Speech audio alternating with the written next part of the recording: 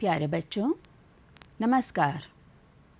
आज हम लोग आपकी कक्षा 3 की किताब हमारा परिवेश में पाठ 6 पढ़ेंगे। लेकिन उससे पहले पिछले पाठ में हमने जो कुछ भी पढ़ा था उसको दोहरा लेते हैं। पिछला पाठ 5वां पाठ था जिसमें हम लोगों ने चर्चा की थी हमारा भोजन के बारे में। बच्चों, जैसा कि आपको याद होगा कि हम लोगों ने बात की थी कि भूख लगने पर हम जो कुछ भी खाते या पीते हैं उन्हें भोज्य पदार्थ कहते हैं। ये भोज्य पदार्थ अपने गुणों के आधार पर 3 प्रकार के होते हैं: ऊर्जा देने वाले भोज्य पदार्थ, वृद्धि करने वाले भोज्य पदार्थ और रोगों से बचाने वाले भोज्य पदार्थ। जहाँ तक बात करें ऊर्जा देने वाले भोज्य पदार्थों के बारे में, तो आपको याद होगा कि गेहूँ, चावल, चीनी, गुड़, आलू, अरवी, शकरकंद, दूध, घी, तेल, मक्खन, ये सब वे भोज्य पदार्थ हैं जिनको खाने या पीने से हमें तुरंत ऊर्जा यानी काम करने की ताकत मिलती है। इसके अलावा सभी प्रकार की दालें, छोला, चना, राजमा। अगर आप मांसाहारी हैं तो अंडा, मांस, मछली, चिकन और दूध, ये वे भोज्य पदार्थ हैं जिनको अगर हम खाते और पीते हैं तो हमारे शरीर की वृद्धि यानी विकास बहुत अच्छे प्रकार से होता है, हमारी मांसपेशियां मजबूत होती हैं। अब आपको बताएं, याद होगा आपको कि हम लोगों ने बात की थी कि अगर हम सभी तरह के फल, सब्जियां और दूध अगर भोजन में अपने लेते हैं तो ये वे भोज्य पदार्थ हैं जो हमारे शरीर को अंदर से मजबूती प्रदान करते हैं, ताकत देते हैं। हम लोगों ने ये भी बात की थी कि अगर हमारे भोजन में दाल, सब्ज़ी, रोटी, चावल, मौसमी फल और दूध इत्यादि रहता है तो इसका मतलब है कि हम संतुलित भोजन लेते हैं। इसके अलावा दूध के बारे में बताया था कि दूध एक संपूर्ण आहार है। आपको याद होगा बच्चों, हम लोगों ने बात की थी कि कुछ भोज्य पदार्थ जैसे लगभग सभी तरह के फल, मेवे, दही, नींबू, खीरा, ये वे भोज्य पदार्थ हैं जिनको हम कभी-कभी बल्कि अक्सर कच्चा ही खाते हैं।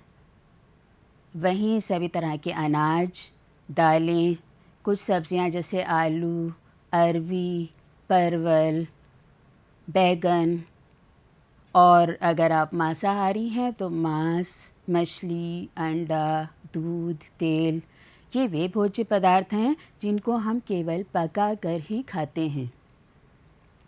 अब अगर हम बात करें और देखें तो हम पाएंगे कि केला, पपीता, लौंग, इलायची, गाजर, टमाटर, प्याज, शलजम, चुकंदर, लगभग इस तरह के भोज्य पदार्थ ऐसे हैं जिनको हम कच्चा भी खाते हैं और पका कर भी खाते हैं। आपको याद होगा बच्चों, हम लोगों ने बात की थी कि जब हम भोजन करते हैं तो भोजन को काटने और चबाने में हमारे दांत हमारी सहायता करते हैं, तो वहीं दूसरी ओर हमारी जीभ इस भोजन का स्वाद लेने में और भोजन को निगलने में हमारी मदद करती है। तो हमारा ये कर्तव्य होता है कि हम रोज़ अपने इन दोनों शारीरिक अंगों जिनकी मदद से हम भोजन काटते, चबाते और निगलते हैं या भोजन का स्वाद लेते हैं, अर्थात दांत और जीभ, इनकी सफाई और स्वच्छता का ख्याल रखें। रोज़ सुबह जागने के बाद और रात में सोने से पहले हम अच्छी तरह से ब्रश करें, कुल्ला करें और अपने मुंह को, दांतों को, जीभ को साफ़ रखें। याद होगा आपको, हम लोगों ने बात की थी कि भोजन करने से पहले या भोजन करने के दौरान या बाद में हमें किन किन सावधानियों का ख्याल रखना चाहिए, कौन कौन की सावधानियां हमें बरतनी चाहिए। तो आपको ये बताया था मैंने कि हम फल, सब्जियां काटने, खाने या पकाने से पहले हमें उसको अच्छी तरह से साफ़ पानी से धो लेना चाहिए। बाज़ार के कटे हुए फल या खुली हुई चीज़ें हमें ख़रीद कर नहीं खानी चाहिए। इसी तरह से घर में भी कोई भी भोज्य पदार्थ हमें खुला नहीं रखना चाहिए, ढक कर रखना चाहिए, क्योंकि कटे और खुले हुए भोज्य पदार्थों पर अगर धूल मिट्टी के साथ कीटाणु आ जाएंगे तो वो हमारे पेट में जाकर हमारे स्वास्थ्य पर हानिकारक प्रभाव डालेंगे। आपको याद होगा बच्चों, ये बताया था कि भोजन करने से पहले और भोजन करने के बाद हमें हाथ साफ़ पानी और साबुन से अच्छी प्रकार से धो लेना चाहिए।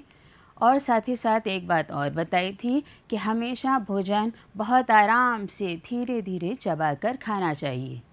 तो ये सब बातें तो बच्चों हुई हमारे और आपके भोजन के बारे में कि हमें भोजन करते वक्त किन किन सावधानियों को देखना चाहिए, किस प्रकार का भोजन हमें लेना चाहिए जिससे हमें काम करने की ऊर्जा मिले, हमारे शरीर का विकास हो, हम रोगों से बचें, हमें अपने शरीर को किस तरह से साफ़ सुथरा रखना चाहिए। आज हम बात करेंगे आपकी कक्षा 3 की ही किताब हमारा परिवेश में छठा पाठ। तो आप जल्दी से अपनी कक्षा 3 की हमारा परिवेश की किताब खोलिए। छठा पाठ है पेज नंबर 42 पर और पाठ का नाम है पशु पक्षियों का भोजन एवं सहायक अंग। आप देख रहे होंगे अपनी किताब में, अगर आपने किताब खोल ली हो बच्चों, तो आप देख रहे होंगे कि इसमें पाठ की शुरुआत एक कहानी से हुई है। तो मैं बहुत आराम से धीरे धीरे इस कहानी को आपको सुनाती हूँ। उम्मीद करती हूँ कि आप इस कहानी को बहुत आराम से और ध्यान से सुनिएगा और उसके बाद मैं आपसे जब कुछ सवाल पूछूंगी तो आप उन सवालों के जवाब देने की कोशिश करिएगा। तो बहुत ज़रूरी है कि आप इस कहानी को ध्यान से सुनें और मैं बहुत आराम से आपको ये कहानी सुनाऊंगी। बच्चों, ये कहानी एक छोटी सी प्यारी सी चिड़िया गौरैया के बारे में है। गौरैया अपने घोंसले में 2 छोटे छोटे प्यारे प्यारे बच्चों के साथ रहती थी। एक दिन उसके बच्चे और गौरैया बहुत भूखे थे। उन्होंने सुबह से कुछ नहीं खाया था और बच्चे भूख से बेहाल और परेशान थे। गौरैया ने कहा, बच्चों तुम लोग यहीं घोंसले में इंतज़ार करो, मैं तुम्हारे लिए कुछ भोजन लेके आती हूँ। अब छोटे छोटे बच्चे होते हैं, जैसे आप लोग होते हैं, भाई मम्मी या पापा बाहर जा रहे हैं तो आप कहते हैं कि नहीं हम भी चलेंगे साथ में। तो वैसे ही उसके बच्चे भी ज़िद करने लगे कि नहीं माँ, हमें भी आपके साथ चलना है। लेकिन गौरैया ने उनको समझाया कि बच्चों मेरा कहना मानो, अभी तुम लोग बहुत छोटे हो, तुम लोग उड़ भी नहीं सकते हो अच्छी प्रकार से, इसलिए अच्छा यही रहेगा कि तुम लोग अपने घोंसले में सुरक्षित रहो, यहाँ से कहीं भी ना जाना, और मैं बहुत जल्दी तुम्हारे लिए भोजन लेकर आती हूँ। अब गौरैया अपने घोंसले से उड़ी यहाँ वहाँ, लेकिन उसको कहीं भोजन नहीं मिल रहा था। अचानक उसने उड़ते हुए देखा कि एक लड़की अपनी छत पर बैठी हुई खाना खा रही है। गौरैया उसके पास गई और जाकर वहाँ बैठ गई। अब इस लड़की ने जब गौरैया को देखा, उसका उदास चेहरा देखा, तो उससे पूछा कि तुम इतनी उदास क्यों लग रही हो। गौरैया ने कहा कि मेरे बच्चे बहुत भूखे हैं, हम लोग ने बहुत समय से कुछ नहीं खाया है। लड़की ने तुरंत अपनी रोटी में से टुकड़ा तोड़ा और गौरैया को दे दिया। अब वो रोटी का टुकड़ा जो ज़मीन पे था, गौरैया ने 1 बार 2 बार 3 बार लगातार अपनी चोंच से उस टुकड़े को उठाने की कोशिश की, लेकिन वो उस टुकड़े को नहीं उठा पा रही थी। दूर बैठा कबूतर ये सब देख रहा था। वो गौरैया के पास उड़कर आया और उसने पूछा, क्या मैं तुम्हारी कुछ मदद कर सकता हूँ? गौरैया ने कहा, हाँ, ये रोटी मेरे घोंसले तक पहुँचा दो।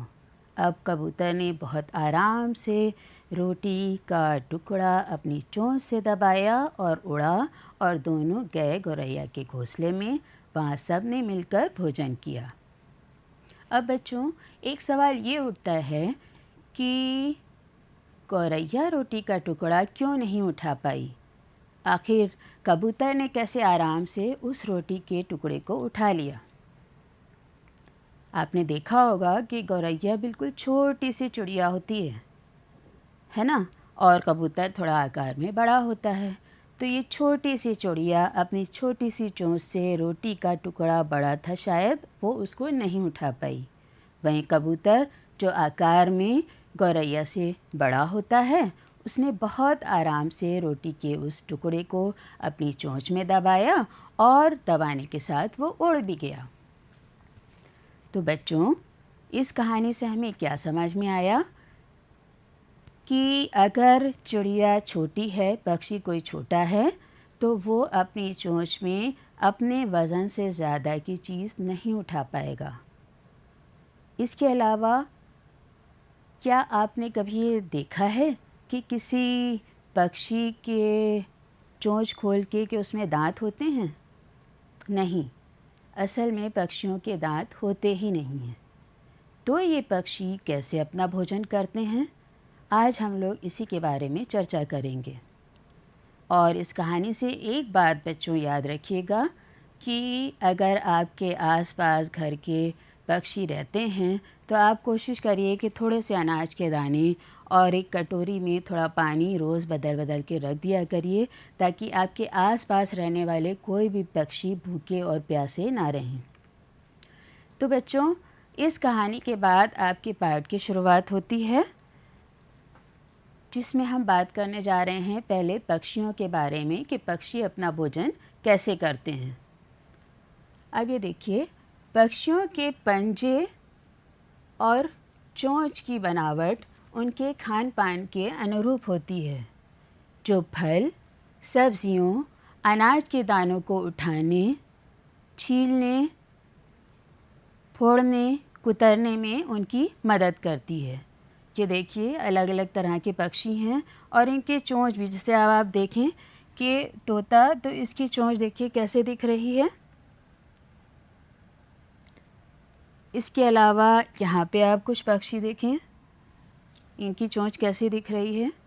तो आगे हम इस पाठ में इसी बारे में चर्चा करेंगे कि अलग अलग पक्षी कैसे होते हैं, उनकी चोंच कैसी होती है और भोजन को किस प्रकार वो अपने चोंच और पंजों की मदद से कुतरते, छीलते, काटते या निगलते हैं।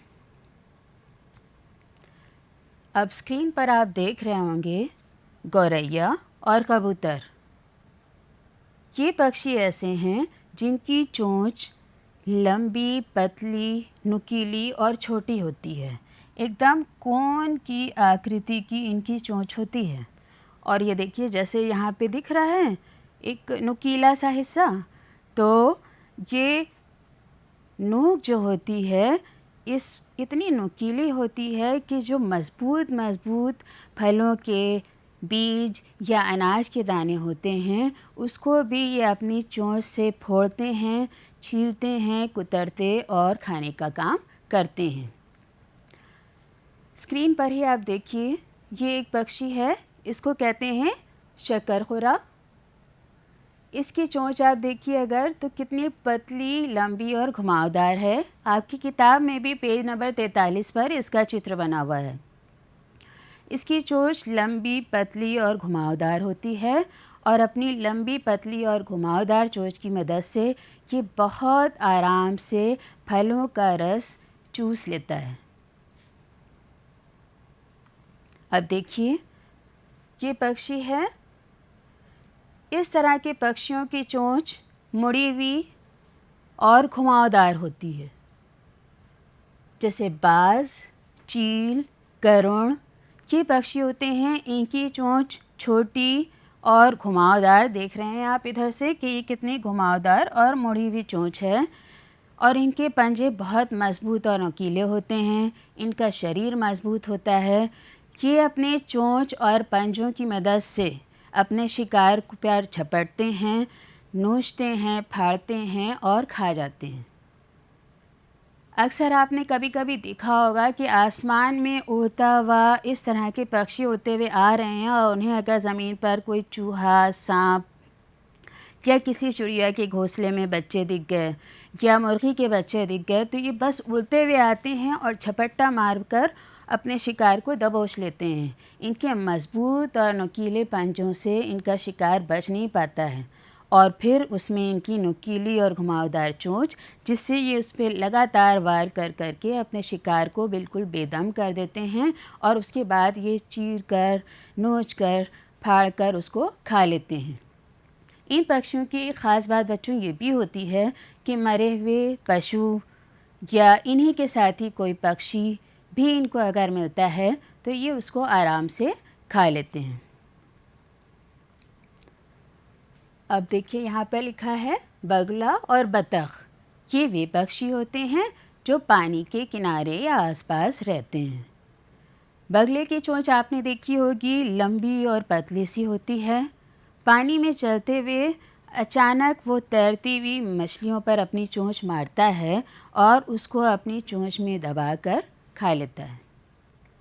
बतख की चोंच की खासियत देखिए आप कि बतख की चोंच लंबी और चपटी होती है। आपने देखा ही होगा, अपनी लंबी और चपटी चोंच के ज़रिए ये कीचड़ और पानी में से बहुत आराम से कीड़े मकोड़े और जीव निकाल कर खा लेते हैं। इनकी चोंच की एक ख़ासियत और देखिए कि ये देखिए इनकी चोंच में यहाँ पर छेद, दोनों तरफ चोंच के दोनों तरफ छेद होता है। तो जब ये कीचड़ और पानी में अपनी चोंच डालते हैं और अपना शिकार यानी कि कीड़े मकोड़े या जीव चोंच में दबाते हैं, तो जो चोंच में इनकी पानी और कीचड़ जाती है वो इन छेद की मदद से, इन होल्स की मदद से बाहर निकल जाती है और कीड़े मकोड़े या जीव जो इन्होंने चोंच में दबाया होता है उसको ये आराम से खा लेते हैं। अब देखिए ये प्यारा सा पक्षी कौन है? तोता। ये मिठू राम हैं। इनकी चोंच लाल रंग की मुड़ी हुई छोटी सी चोंच होती है, मगर गज़ब की मज़बूती होती है इनकी चोंच में। तो अपनी छोटी और घुमावदार चोंच वाला पक्षी तोता अपनी मज़बूत चोंच की मदद से फल, बीज आसानी से कुतर कर उनको खा लेता है। तोते के बारे में ये मशहूर है कि ये लोग खाते कम हैं और कुतर कर फेंकते ज़्यादा हैं। मेरे घर में भी एक तोता है और जहाँ उन्होंने देखा बस मिट्ठू मिट्ठू पुकारना शुरू कर देते हैं। हाथ में कोई चीज़ हुई नहीं कि बस वो फ़ौरन पुकारना शुरू कर देंगे, मिट्ठू हैं मिट्ठू हैं। फिर मैं उनको कुछ खाने को देती हूँ और उनका हाल ये होता है कि वो बस थोड़ा सा खाया, कुतरा, फिर थूका, फिर कुतरा, खाते कम हैं और फेंकते ज़्यादा हैं। लेकिन वो किसी को भी हाथ में अगर भोजन देते हैं तो बस फ़ौरन इन्हें कुछ न कुछ खाने को चाहिए ही होता है। और तोते के बारे में ये बात है कि इनको अमरूद, हरी मिर्च और मूंगफली के दाने भी इनको बहुत पसंद होते हैं और ये उसको खाना बहुत पसंद करते हैं। कुतर के कुछ खाते हैं, कुछ फेंकते हैं। तो बच्चों, आज हमने ये जाना कि जितने भी पक्षी होते हैं उनकी चोंच और पंजे की बनावट अलग अलग होती है और अपनी चोंच और पंजे की बनावट के अनुसार ये अपना भोजन खाते हैं।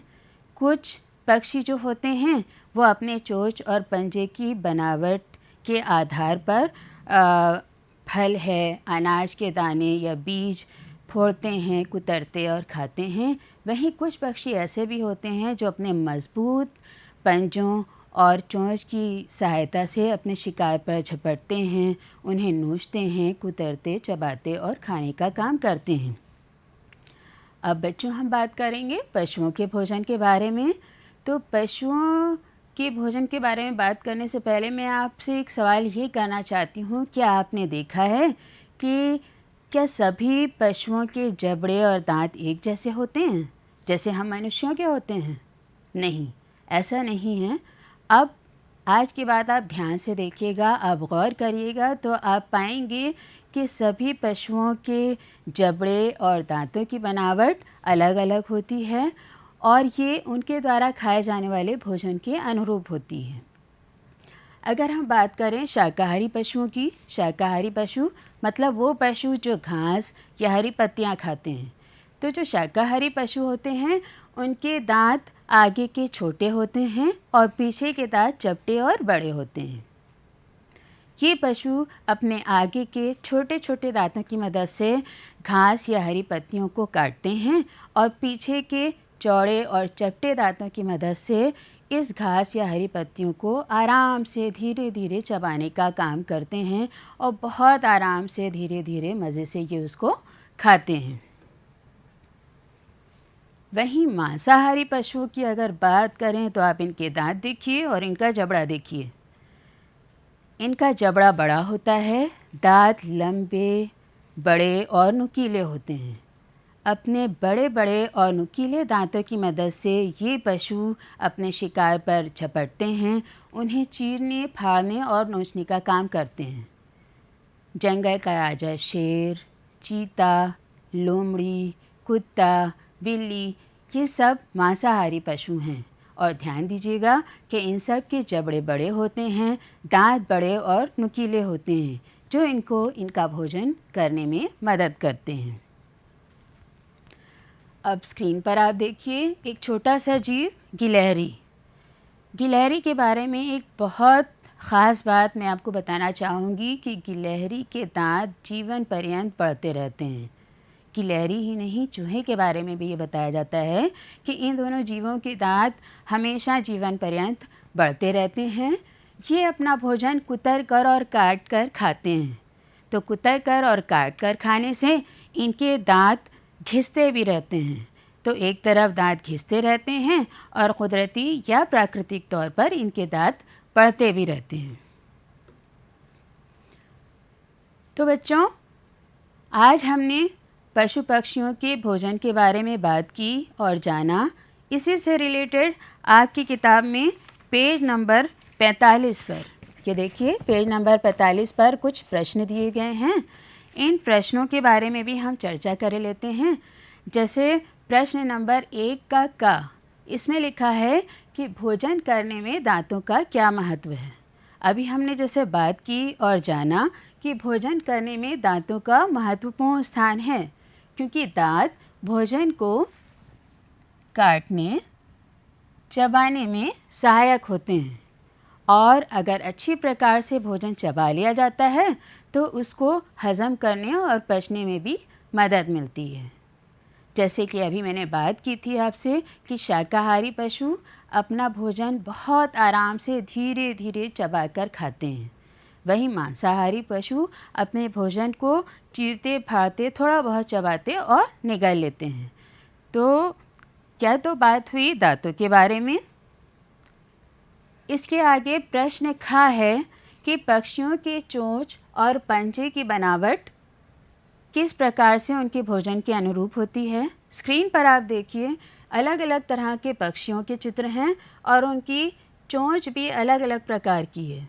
अभी जैसे हमने बात की थी गौरैया और कबूतर की चोंच के बारे में, जो कि छोटी कोन के आकार की और नुकीली होती है। बहुत मजबूत चोंच होती है जिसकी मदद से ये अनाज के दाने और फलों के बीज को फोड़ते हैं, निगलते हैं, कुतरते हैं, चबाते हैं। इसके अलावा आपसे बात हुई थी छोटे छोटी चोंच और घुमावदार चोंच वाला पक्षी तोते के बारे में, जो अपनी चोंच की मदद से फल और अनाज के दाने और हरी मिर्च और बीजों को फोड़ता है, छील कर कुतर कर खा लेता है। वहीं मांसाहारी पक्षियों के बारे में जब बात हुई थी कि उनकी घुमावदार और मजबूत चोंच की मदद से वो अपने शिकार को चीरने, फाड़ने और खाने का काम करते हैं। तो अलग अलग तरह के पक्षियों की चोंच और उनके पंजे की बनावट उनके भोजन के अनुरूप होती है। अब आपके प्रश्न 1 में सवाल नंबर गा दिया हुआ है कि भोजन के रूप में घास या हरे पत्ते खाने वाले पशुओं के दांतों की बनावट कैसी होती है। तो भोजन के रूप में घास या हरे पत्ते खाने वाले पशुओं के आगे के दांत छोटे और पीछे के दांत चपटे और बड़े होते हैं। ये पशु आगे के दांतों से अपने भोजन को काटने का काम करते हैं और पीछे के बड़े और चपटे दांतों की मदद से अपने भोजन को आराम से धीरे धीरे चबाकर खाते हैं। वहीं अगर मांसाहारी पशुओं के बारे में बात करें तो मांस खाने वाले पशुओं के दांत लंबे, बड़े और नुकीले होते हैं, जिसकी मदद से ये अपने भोजन को चीरने, फाड़ने, थोड़ा सा चबाने और निगलने का काम करते हैं। इनका जबड़ा भी बड़ा होता है। अब देखिए बच्चों, आपकी किताब में ही पेज नंबर 45 पर एक अभ्यास कार्य दिया हुआ है जिसमें लिखा है सही जोड़े बनाइए। अभी हम लोगों ने बात की थी, अब देखिए इधर, पहले उससे मैं बता दूँ कि यहाँ पर देखिए कुछ पशु और पक्षियों के नाम लिखे हैं और यहाँ पर उनके द्वारा खाए जाने वाले भोजन के नाम लिखे हैं।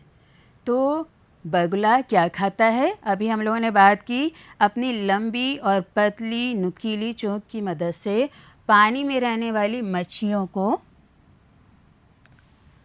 दबा लेता है और खा लेता है।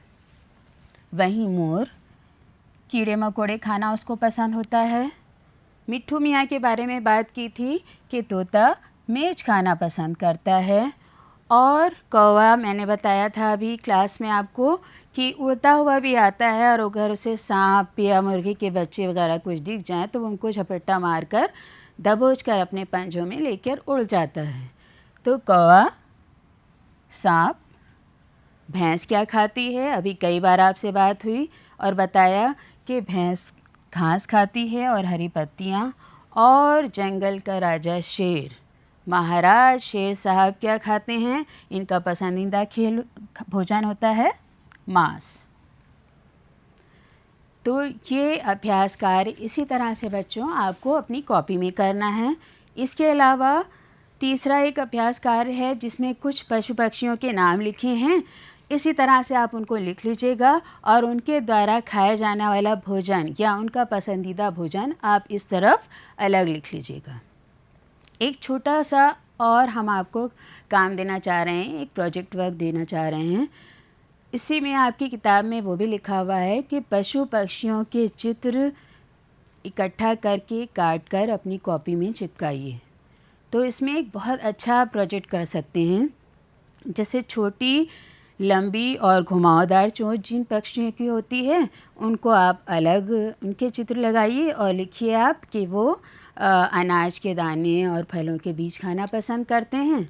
इसी तरह से आप घुमावदार मजबूत चोंच वाले पक्षी जैसे चील, बाज, इनके चित्र लगाइए और बताइए आप कि ये मांसाहारी होते हैं।